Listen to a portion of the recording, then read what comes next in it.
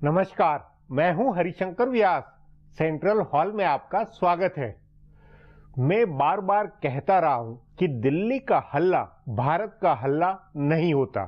TV, social media और अखबारों के बावजूद असली भारत में सोच की धारा अलग से बनती है। यह सोच धर्म, घर, परिवार, सामाजिक परिवेश से अधिक प्रभावित होती है।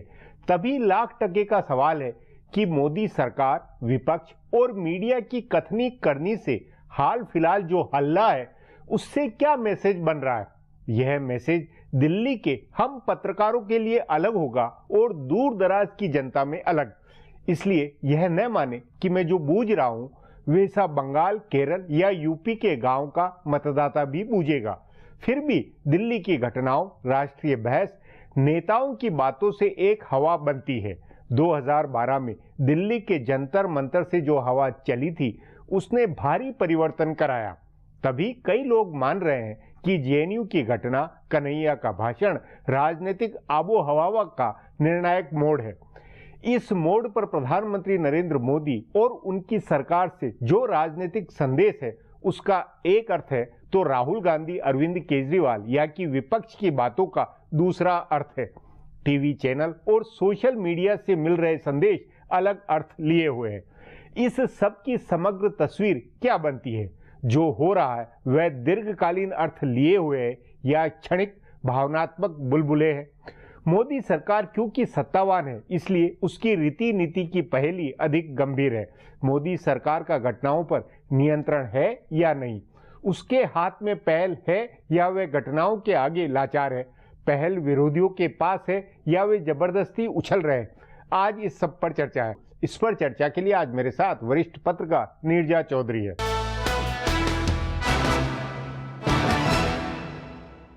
नीरजा जी, मोदी सरकार, विपक्ष और मीडिया, इन तीनों से हाल फिलहाल जिस तरह का हल्ला या जो राजनीतिक घटनाएं हुई उसकी समग्र तस्वीर अखिल भारतीय पैमाने पर किस तरह की उभरती हुई नजर आती है?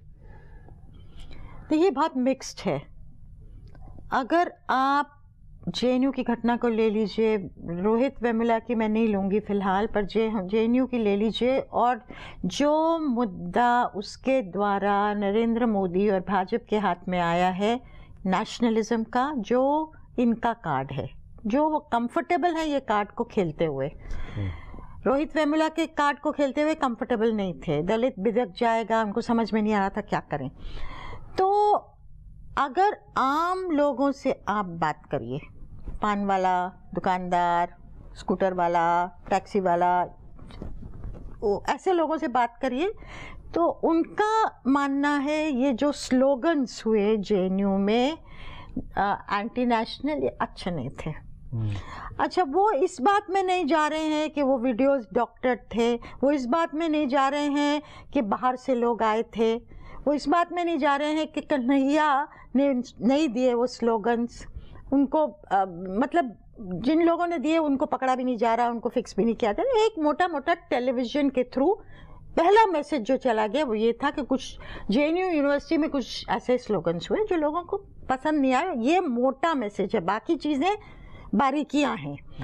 जो नौजवान तबका है उनको ये अच्छा नहीं लग रहा। जो जेएनयू में जिस तरह से सरकार ने पुलिस को भेजा, ऑटोनॉमी के सवाल आए, उसमें कुछ लोग इधर हैं, बहुत सारे लोग इधर दूसरी तरफ हैं कि फ्रीडम ऑफ स्पीच, किस तरह की इमेज, फॉरवर्ड लुकिंग इंडिया, ये जो चीज़ें हैं। तो मेरा सवाल ये है कि ये कहाँ पैन आउट होगा आगे इलेक्शंस में, क्या मुद्दा बनेगा? क्योंकि नरेंद्र मोदी जो जीत के आए थे 2014 के चुनाव में, उसमें नौजवान तबका एक बहुत चंक था। नहीं, लेकिन इसके साथ में आपने जो ये बात कही उसमें तब ये धारणा निकलती कि मोदी सरकार का जो फोकस था, कई लोगों का कहना, उस फोकस से भटक के नेशनलिज्म और हिंदुत्व उस मुद्दे की तरफ जा रहे हैं, विकास वाला मामला पीछे छूट गया। ये ज्यादा बड़ा संकेत जा रहा है क्या, या ये कि ये नेचुरल बन रहा है? देखिए, नरेंद्र मोदी आए विकास गवर्नेंस के मुद्दे को लेके, और 2015 में वहाँ से डीरेल हो गया। वो था बीफ को लेके, पोशाक क्या पहननी चाहिए, और मतलब जो एक्सट्रीम मुद्दे थे उस तरह के। पर इसमें लोगों में ये नहीं कि ये एक के बाद एक जो हो रहा है वो विपक्ष और मीडिया ज्यादा क्रिएट कर रहा है, ये धारणा नहीं नजर आई आपको? नहीं, उसमें 2015 तो शुरुआत दिल्ली और एंड बिहार, उससे एक अलग ही मैसेज गया। और जो नरेंद्र मोदी का मुद्दे थे कि लगता था ये शख्स कुछ नई चीज़ करने वाला है, नया परिवर्तन, लगता था कि मैन ऑफ डेस्टिनी हो सकता है हिंदुस्तान के लिए, वो चीज़ डीरेल हो गई। अब इकोनॉमी इतना, पेट्रोल के दाम गिर गए 130 से लेके 30 तक, फिर भी इकोनॉमी उस तरह से नहीं, कहते हैं 7.6 है, एक्सपर्ट्स उसको क्वेश्चन करते हैं ग्रोथ रेट को, लेकिन उतना अच्छा नहीं कर रही जहाँ तक कि बेरोजगारी का सवाल है जो बहुत लोगों को तंग करता है। तो अब क्या वापस भटक के बीजेपी उधर जा रही है, हिंदुत्व, नेशनलिज्म जो नहीं है उनके पीछे पड़ जाओ, सेडिशन को लाना, ये एक हवा जो क्रिएट की जा रही है। कि आपके अनुसार आज की तारीख में पहल किसके हाथ में, इनिशिएटिव किसके हाथ में? सरकार, मोदी सरकार के हाथ में, बीजेपी के हाथ में, या विपक्ष के हाथ में? ज्यादा विपक्ष के जो कर रहा है उसकी घटनाओं में सरकार लाचार हो रही है, या सरकार लाचार कर रही है विपक्ष को? मुझे नहीं, इसी मैंने कहा रोहित वेमुला का एक घटना को ले लीजिए, उसमें सरकार डिफेंसिव पे थी, आज सरकार ऑफेंसिव पे है। आज तो वो अपने हिसाब से घटनाओं को मोड़ने में समर्थ है आज सरकार? भाजपा घटनाओं को मोड़ने में एक बहुत कैलकुलेटेड मूव कर रही है, अग्रेसिव मूव कर रही है। और अभी मैं कुछ मंत्रियों से भी बात कर रही थी, उन्होंने जो गिनाए हमें कि हमने ये किया, इससे इतने करोड़ों लोगों को फायदा हुआ, जनधन है, पेंशन है, मतलब तरह तरह की घटना है वो बात। लेकिन नहीं, हाँ। उसके पीछे एक बहुत सोची समझी रणनीति थी कि अगर 17 करोड़ लोगों की वोट से हम जीते 2014 में, तो कितने करोड़ लोगों को हमको बेनिफिट करना है, जो आज, जिसके बारे में आज मीडिया ना लिखे। लेकिन एक जो भावुक मुद्दा होता है, ये तो जो बेस होती है, जो भावुक मुद्दा होता है, जिससे भाजपा जीती, मोदी को प्रोजेक्ट किया, पहले हिंदुत्व था, अब नेशनलिज्म की बात हो रही है। इसमें विपक्ष क्या कुछ सोची समझी, विपक्ष का खेल क्या सोची समझी रणनीति में होता हुआ लगता है आपको, या विपक्ष को भी मतलब अवसर मिल रहा है, या क्या विपक्ष के हिसाब से सोचे तो क्या लग रहा है? देखिए, मुझे लगता है कि लेफ्ट को एक नई जान आई है, जेएनयू लेफ्ट का गढ़ रहा है, और ये कन्हैया कुमार भी सीपीआई के हैं, उनको यूज करने की बात है आगामी चुनावों में, केरल और वेस्ट बंगाल में।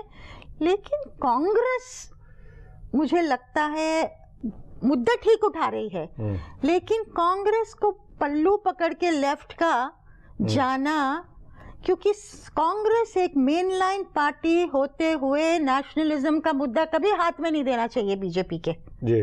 उसको भी तो वो पूरे तबकों को रिप्रेजेंट करती है ना। तो सेंट्रिस्ट, लेफ्ट ऑफ सेंटर, जैसे बीजेपी राइट ऑफ सेंट्रिस्ट है, नेशनलिस्ट, हर तबके को रिप्रेजेंट करती हुई, ये कांग्रेस वो स्पेस को कैप्चर नहीं कर पा रही जी। और इसके बाद अब फिर तीसरा जो पहलू है इस पूरे शोरगुल में, उसमें है इलेक्ट्रॉनिक मीडिया या टीवी मीडिया, सोशल मीडिया, वो उससे क्या मैसेज जा रहा है? देखिए, टीवी से तो पहले तो जितना इन्होंने खड़ा कर दिया ये जेएनयू के मामले को लेके के एंटी नेशनल स्लोगन्स जो दिखाई दिए, जिससे एक मैसेज चला गया, अब वो है नहीं है वो बाद में पता लगेगा। तो एक ये भी आया, लेकिन उसमें वो ये नहीं लग रहा है कि पक्ष विपक्ष में वो भी मीडिया भी एक स्टैंड लेता हुआ लगता नहीं लगता? अब मीडिया भी डिवाइडेड है जी। नीरजा जी, बातचीत को यहीं समाप्त करेंगे। प्रोग्राम में आने के लिए बहुत बहुत धन्यवाद। हमारा प्रोग्राम अब यहीं खत्म।